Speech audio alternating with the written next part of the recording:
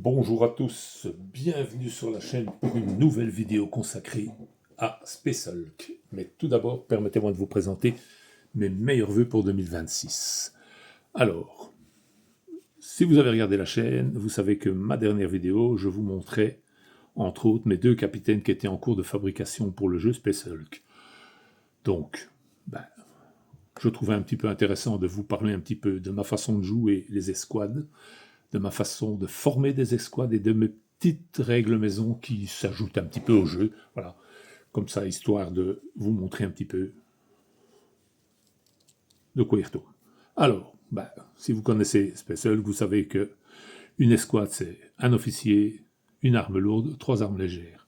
Alors en armes légères, vous avez le bolter avec le gant énergétique ou gant tronçonneur, et griffe éclair pour le corps à corps. Bon, ça c'est généralement ce qu'il y a dans la boîte de base, il n'y a que ça.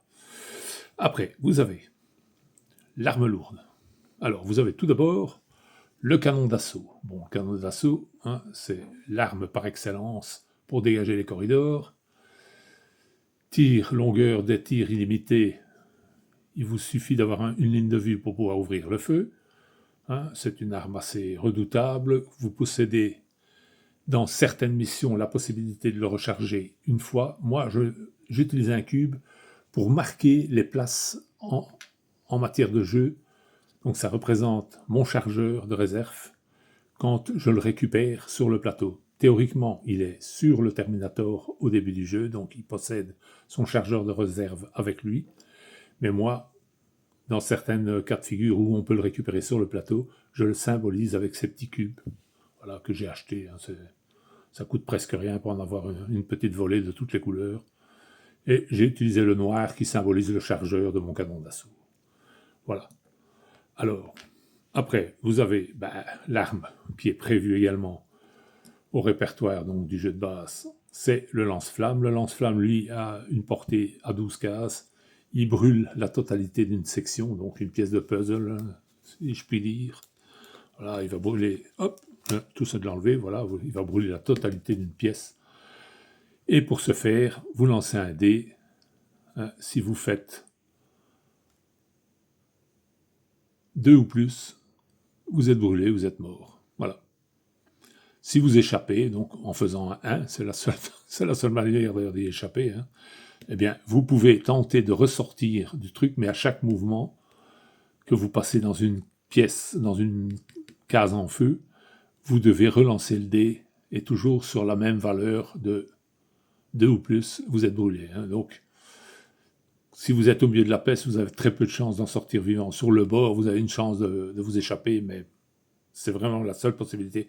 Car le fait de faire le mouvement, vous devez lancer pour sortir le dé, évidemment. Voilà. Donc, que dire de plus ? Dans la règle, il n'est pas prévu de recharge pour le lance-flamme, mais dans des extensions et des règles qui ont été faites par les joueurs, ils prévoient une possibilité de recharge également. Une et une seule, comme pour le canon d'assaut, qui ne peut être chargé qu'une fois par tour, par partie. Alors, la recharge, elle ne provoque pas de problème au niveau du lance-flamme une fois qu'il est rechargé. Le problème, il intervient quand vous le chargez. En fait, quand vous le chargez, vous lancez le dé, et si vous faites 2 ou moins, vous avez fait une fuite, vous avez fait une fausse manœuvre de raccord, et il explose. Le chargeur explose la recharge explose, pour être plus précis, avec la totalité du truc. Donc, vous devez poser un pion flamme sur la case. Votre Terminator avec le lance-flamme est tué sur le coup. Bien entendu, tout ça est retiré du jeu. Et vous devez lancer un dé pour toutes les figurines qui se trouvent à l'intérieur, de la même manière que si vous aviez pété un coup de lance-flamme dans la section. C'est exactement le même principe. Une fois rechargé, le canon est totalement sûr. Vous tirez vos 6 charges normalement, comme pour pour votre premier chargeur. Ça n'a aucune influence. Les doubles et tout ça n'ont pas d'influence sur l'arme. C'est uniquement lors de l'assemblage. Voilà. Alors, autre chose, étant donné que c'est pas lui qui transporte, mais un copain, équipé d'une arme légère parce que c'est trop encombrant et le lance-flamme lui-même est trop encombrant, le fait que c'est une bouteille sous pression, c'est dangereux de manipuler les deux en même temps, donc vous devez la faire transporter par un autre. Donc c'est un autre personnage qui la transporte. Quand vous êtes côte à côte, pour un point d'action, vous pouvez transmettre la charge au gars qui, pour 4 points d'action, peut l'équiper exactement comme le chargeur du canon. C'est 4 points d'action également. Voilà. Le petit problème à tout ça, c'est le suivant. Bon, tout ça est très instable. Vous savez comme moi que les Genestealers sont capables de déchirer une armure Terminator avec leurs griffes sans difficulté, à plus forte raison, un bête réservoir.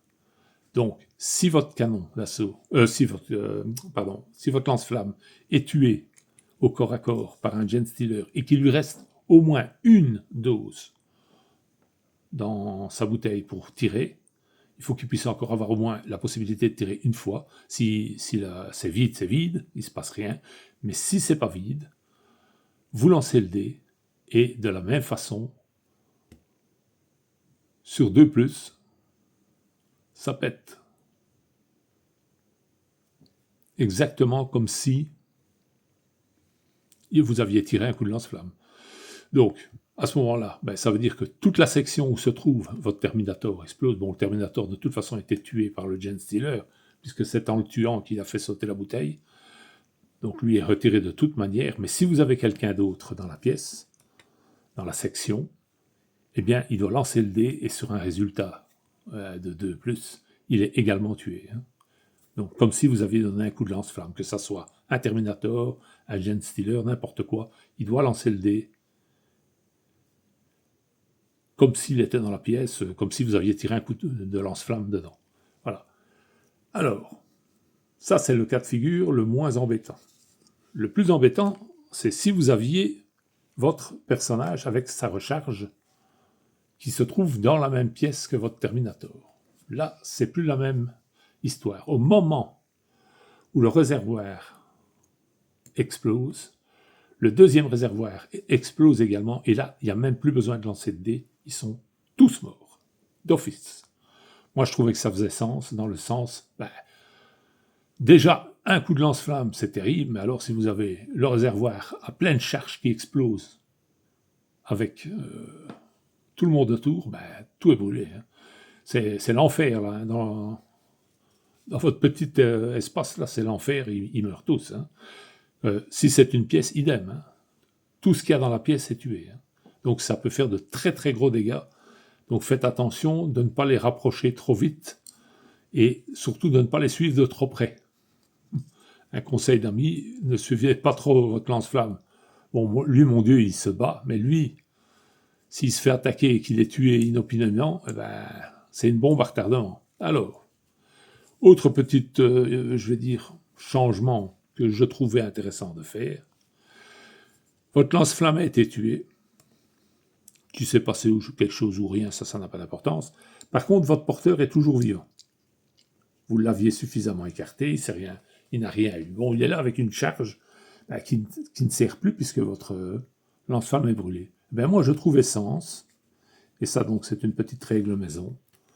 Vous prenez le chargeur, vous le déposez quelque part, vous prenez de la distance, et quand des Genestealers arrivent dans le coin, vous tirez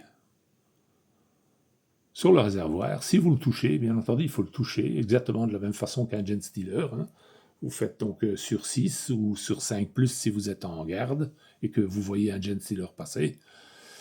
Bon, vous tirez. Si vous touchez le réservoir, il explose. Vous mettez un pion feu et vous faites comme si vous avez tiré un coup de lance-flamme. Voilà. Vous lancez le dé exactement comme un coup de lance-flamme. Je trouvais que c'était d'une logique. Le réservoir est explosif, c'est ni plus ni moins une bombe, donc c'est une petite règle maison que j'ai rajoutée comme ça, voilà. Vous me direz dans les commentaires ce que vous en pensez, mais je trouvais ça bien. Voilà. Donc ça, c'est les deux gaillards ici. Après, nous avons le lance-roquette Typhon. Alors, le lance-roquette Typhon, il y a deux sortes de roquettes. Des roquettes à fragmentation et des roquettes anti-char. Alors, je vous montre ce que j'ai récupéré sur HeroQuest Revival. Bon, esthétiquement c'est mignon, mais c'est pas indispensable. Hein. Étant donné qu'ils ont mis 2 fois 1, 2, 3, 4, 5, 6, alors qu'ils tirent par 2. Donc avec une seule fois, 1, 2, 3, 4, 5, 6, quand vous êtes au bout des 6, ben, c'est comme les tirs de lance-flamme, il n'y a plus rien. Quoi. Bon, c'était à mon avis pour l'esthétique, mais il n'y a pas spécialement besoin. Après, vous pouvez peut-être jouer en disant, bon, il tire 12 fois. C'est un peu excessif parce que c'est assez puissant. Donc, 6 fois, c'est bien comme le lance-flamme. Hein. Alors, les roquettes, donc, anti-char. Alors, la roquette anti-char, vous tirez une figurine. Ils appellent ça les roquettes crack. Vous tirez sur une figurine. Sur 3+, elle est tuée, direct. 3+, donc c'est un score assez intéressant. Hein. Par contre, c'est une arme qui est en ligne droite, hein, portée illimitée. Donc, vous avez tiré deux roquettes d'un coup, vous n'avez que 6 coups. Vous pouvez utiliser les gabarits du lance-flamme pour vous rappeler ce que vous avez joué, ou prendre un dé à 6 faces et faire 1, 2, 3, 4, 5, 6. Et une fois que vous êtes au 6e, c'est fini, vous le retirez du jeu, vous avez fini. Ça, c'est le système, je veux dire, le plus intéressant, le plus facile. Sinon, si vous avez envie, vous pouvez retélécharger ça et vous faites comme moi. Moi, je mets des petits cubes comme ça, voilà, j'ai la quantité de petits cubes et je retire à chaque fois que j'ai tiré avec. Alors, donc, ça, c'est pour la roquette anti-char. Donc, fragmentation. Vous avez également, donc, les roquettes à fragmentation. Qu'est-ce que c'est? Vous avez plusieurs personnages dans une section de jeu. Bon, je prends la pièce ici parce que c'est plus facile pour placer tout le monde. Vous tirez soit sur un personnage direct, soit dans la pièce. Chaque personnage, ça éclate, ça le dit bien, c'est une roquette à fragmentation. Chaque personnage lance un dé sur 5+, elle est tuée. Ça fait une sorte de nettoyage. Alors, le caisson n'est pas rechargeable, parce que bon, c'est chargé en armurerie, c'est pas évident. Il faut charger ça une à une et les raccorder et tout. Ça prend du temps. C'est pas quelque chose qui se recharge. Vous jetez pas le caisson et en prendre un nouveau. De toute façon, trimballer un caisson comme ça, c'est pas possible. C'est fixé sur l'armure. Une fois que l'armurier l'a rechargé, il le fixe avant la mission sur l'armure. Et c'est indépendant. Par contre, l'avantage, c'est qu'il est armé d'un bolter. Donc, il ne se retrouve pas bêtement au corps à corps quand il n'y a plus de munitions. C'est l'avantage du personnage, c'est que vous attrapez alors un Marines classique avec une arme légère et un point tronçonneur, comme je vous parlais tantôt. Le point tronçonneur, lui, qui peut découper une porte blindée, comme pour rire. Vous ne devez même pas lancer le dé. Quand vous êtes équipé d'un point tronçonneur, même une porte fermée, vous pouvez la retirer du jeu, tout simplement. Voilà, donc ça, c'est mes 3 armes d'assaut principales, donc, que j'utilise. Il y en a d'autres, hein. Il y a des canons à plasma, il y a différentes choses encore possibles, mais moi je n'utilise que ça. Alors, après, vous avez les officiers, bien sûr, vous avez les sergents. Donc, ça, ce sont mes 2 sergents. Voilà, voici le premier. Hein. Bon, c'est les sergents de la boîte. Alors, ils ont une épaulette noire. Normalement, elle est à droite. Bon, moi, je l'ai fait à gauche par facilité. Sur ce modèle, c'était plus marquant sur la gauche que sur la droite, je trouvais. Enfin, ça, c'était une question de goût personnel, mais si vous êtes un peu plus puriste que moi, c'est normalement à droite, l'épaulette. Voilà. Donc ça, ce sont mes 2 sergents. Alors, le sergent, bien entendu, il rajoute 1 à son dé d'attaque au corps à corps. Ça, c'est d'office. Il peut relancer le dé des points de commandement, également, si le résultat ne lui convient pas. Donc, ça vaut la peine, quoi. Hein. Alors, plus, bien entendu, son matériel. Hein. Vous avez les 2 archivistes que j'ai donc conçus pour mon jeu. Voilà. Ça, c'est celui de la boîte. Voilà. Ici, c'est celui que j'ai rajouté Bon, c'est un archiviste qui est vendu tel quel. Hein. C'est une figurine qui est vendue comme ça. Il y a juste à l'assembler et la peindre. Hein. Voilà. Donc ça, ce sont mes deux archivistes. Alors l'archiviste, à savoir qui remplace toujours une arme légère. Vous ne pouvez en avoir qu'un, bien entendu, dans une section. Un officier, un archiviste. L'archiviste est un officier. Alors, petite particularité, comme c'est un officier, il ne commande pas l'escouade, mais moi, je lui permets, en cas où le sergent, par exemple, serait tué, eh bien, je lui permets de faire la mission que le sergent devait faire pour remporter la partie. Par exemple, si le sergent devait se trouver dans telle pièce ou interagir avec un ordi ou n'importe quoi, eh bien, je l'autorise, étant donné qu'il fait partie des officiers, de le faire. Mais il ne commande pas la section. Donc, il ne relance pas le dé de commandement. Il n'a pas de relance. Et il n'a pas de point, à part le point au corps à corps. Mais il ne fait pas de rajout de rien. Il est uniquement là, donc dans son rôle d'archiviste, mais je lui ai donné cette possibilité donc de remplacer le sergent, par exemple, s'il est tué. Voilà. Je trouve que c'est bien parce que, bon, vous avez un sergent, il est tué, c'est lui qui doit faire la mission, c'est d'office terminé parce qu'il est tué. Je trouve ça un peu triste, voilà. Après, je vais vous présenter mes capitaines. Donc, vous avez d'abord celui-ci. Bon, celui-là, il est vendu aussi tel quel. Hein. J'ai juste modifié, j'ai pris un autre, on va dire, étendard là au-dessus, une autre décoration. Voilà. Donc ça, c'est le premier de mes capitaines. Les capitaines ont une épaulette jaune, normalement aussi sur l'épaule droite. Ça doit être parce que je suis gaucher, je l'ai mis à gauche. Voilà, ça c'est le premier donc des deux. Et ici vous avez le deuxième. Bon, j'en fais deux, mais bien entendu, même si vous jouez avec deux sections, vous ne pouvez avoir qu'un seul capitaine pour les deux sections.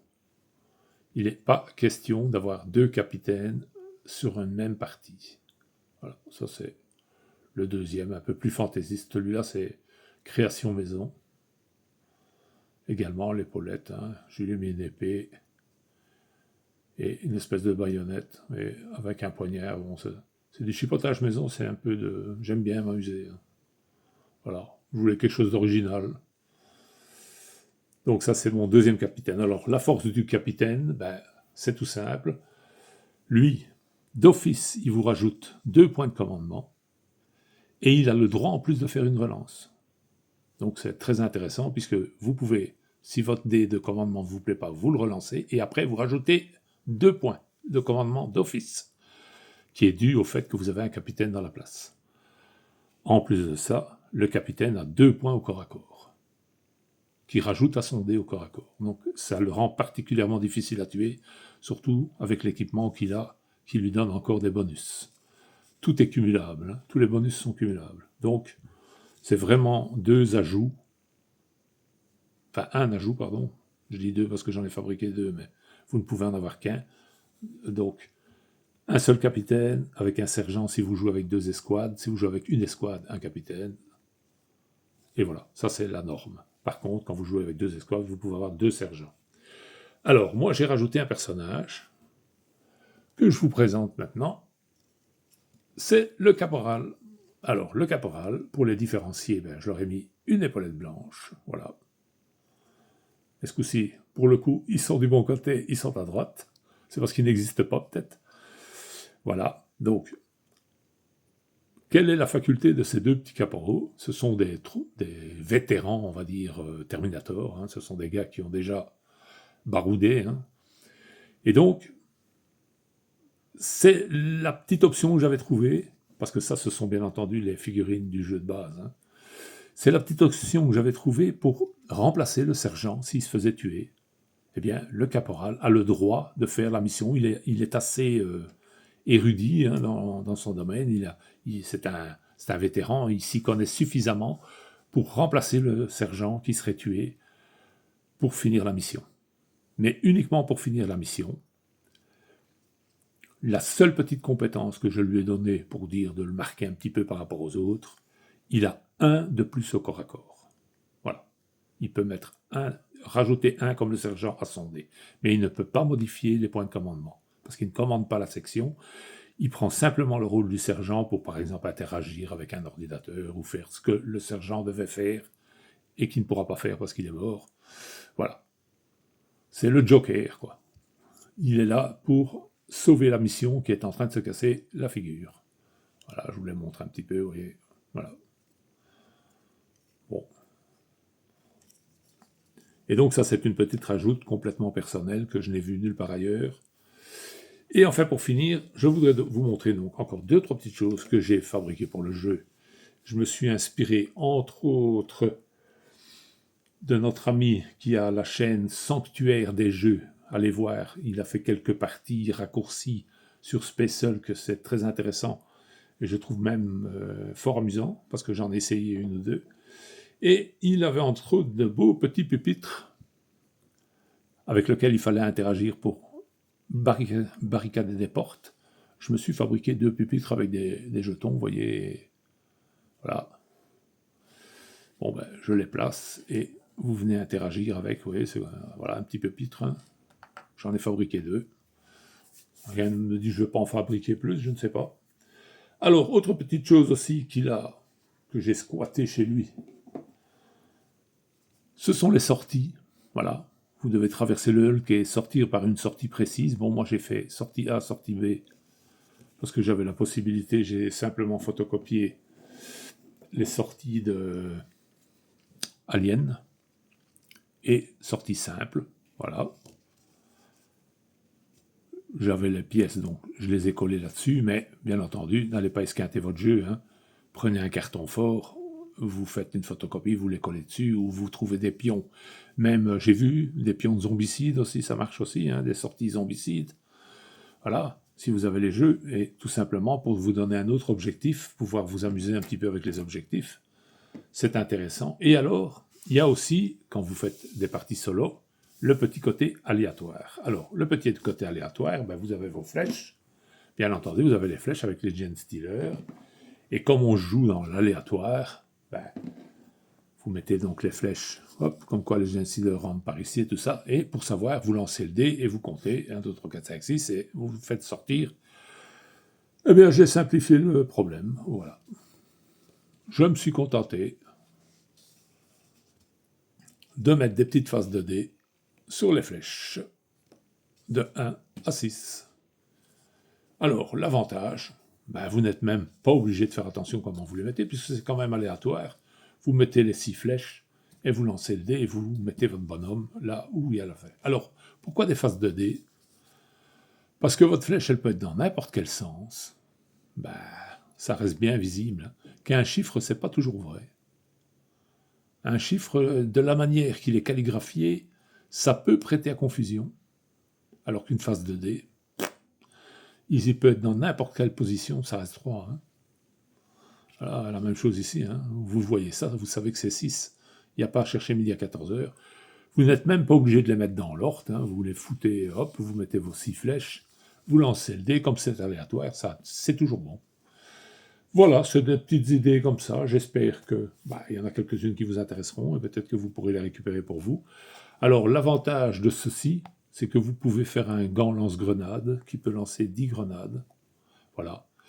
Vous pouvez avoir des renseignements sur tout ça donc sur Internet. Je crois que c'est dans HeroQuest Revival, si j'ai bonne mémoire.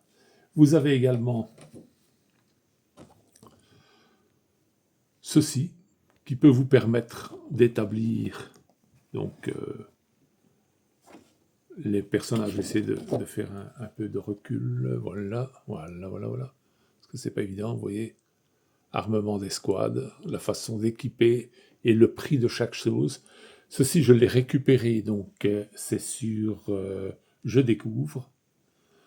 Allez voir, il a un très bon solo aussi. Il fournit un très bon solo. Il vous suffit d'aller sur donc ces vidéos qui parlent de Space Hulk, la dernière vidéo qui parle de Space Hulk, et vous pouvez récupérer les différents fichiers. Il a vraiment des trucs intéressants. Colorful Mini aussi le fait. Il a aussi un bon solo que j'ai testé les deux. C'est deux façons d'approche différentes, mais c'est très intéressant. Allez voir si le jeu vous tente. C'est tout ce que je peux vous dire. C'est vraiment quelque chose de bien. Voilà. Personnellement, bon, je ne vais pas vous les mettre. Allez, c'est pas à moi de vous les proposer puisque c'est pas moi qui les ai faits. Et en plus, je sais que je découvre a eu quelques problèmes avec tout ce qui concernait Warhammer. Donc, je préfère vous expliquer comme ça ce que je fais et rien de plus. Tout simplement pour ne pas empiéter sur les affaires des autres. Hein. Mais voilà, donc, je vous dis, allez voir. Et donc, n'hésitez pas à aller voir Sanctuaire des Jeux, hein, une nouvelle chaîne. Ma foi, fort intéressant. Il n'y a pas que du Space Hulk, hein. Il y a du Star Wars, il y a 2-3 autres jeux. Allez voir, je vous dis, ça vaut le coup. C'est une partie un peu simplifiée, un peu écourtée, mais qui peut être très intéressante. Et quand on n'a pas trop le temps devant soi, qu'on veut faire une petite partie sympa très vite fait, eh ben, il a des bonnes petites idées là à prendre et vous allez voir, c'est vraiment bien fait. Voilà. Une bonne journée à tous. Merci beaucoup.